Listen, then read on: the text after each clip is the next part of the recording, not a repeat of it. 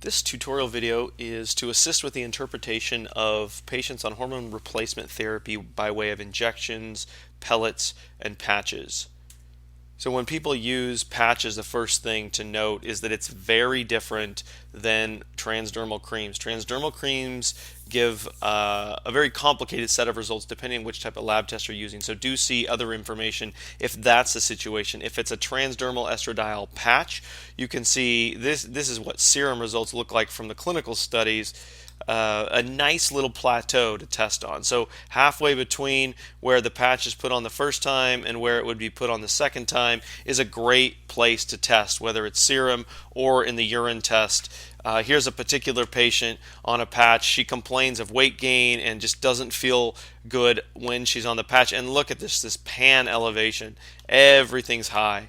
Right, so in that it's a pretty clear case, but in some cases, and this is a patient who happens to be on a pellet, there's a little bit of a mixed bag in that the estradiol is elevated, the estrone is clear down in the postmenopausal range, which is that little purple band, whereas the estriol is also pretty elevated. So you want to evaluate when someone's on this type of hormone, what are the hormone levels? So what are the estradiol levels if it's an estrogen patch or pellet or injection, and then what do the other metabolites look like? So in this case, there's actually this example a pretty intuitive pattern here in that estriol, we'll remember, is 16-hydroxy-E2, and that pathway is obviously very much preferred, and so is 16-hydroxy-E1. So this is a patient that pushes very much down this pathway and not down the more favored 2-hydroxy pathway. So once you've established just what the overall estrogen levels are, and in that case you're looking at that postmenopausal range where the patients likely are starting, right? So if you're talking about hormone replacement, often we're talking about postmenopausal women down in that lower range, and then we're going to increase them, potentially clear up into the premenopausal range depending on how much estrogen you really want to give somebody. But this is a good tool to evaluate that. And then we want to look at the metabolism pattern. The pie chart is very good for that, in that you can see what's normal is about 70% 2-hydroxylation, 10% 4, and 20% 16. Now we already said this patient really pushes down the 16-hydroxy pathway, and you can see that with their particular results. Less than 10% 2-hydroxylation, which is very unusual.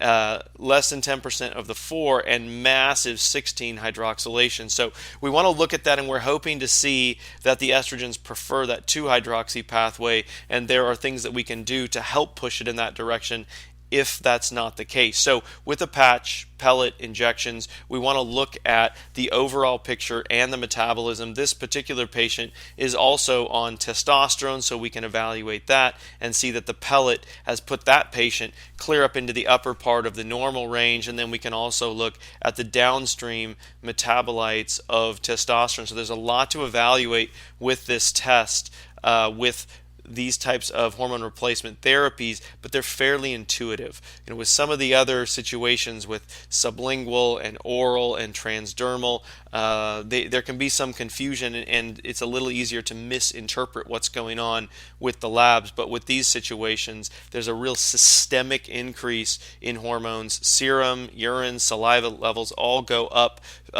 fairly analogously, so it becomes a bit of an easier interpretation for those particular patients. The last piece of the estrogen, if you're looking at that, is of course the methylation. So if you're making in particular a lot of the 4-hydroxy estrogens, you really want to make sure methylation's going well, and the way that we evaluate that is to look at the OH, the hydroxy, so in this case 2-hydroxy, which is about the same in these two patients, but then the methylated product of that is much higher in this top example, even though the 2-hydroxy is a little bit lower. So that translates into high on the methylation activity index, whereas the other one is low. So we're just looking at the ratio of the two to see what's the relative conversion.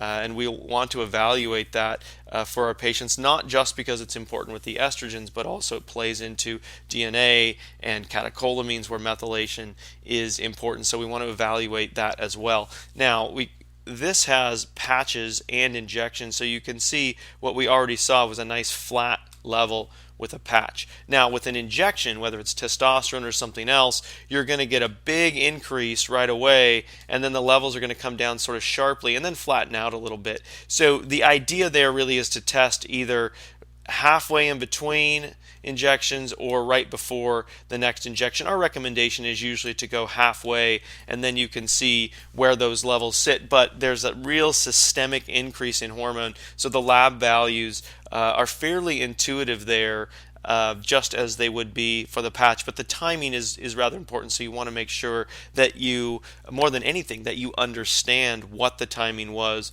when the sample was collected as you're interpreting it, and make sure to put those results in their appropriate context as you interpret them.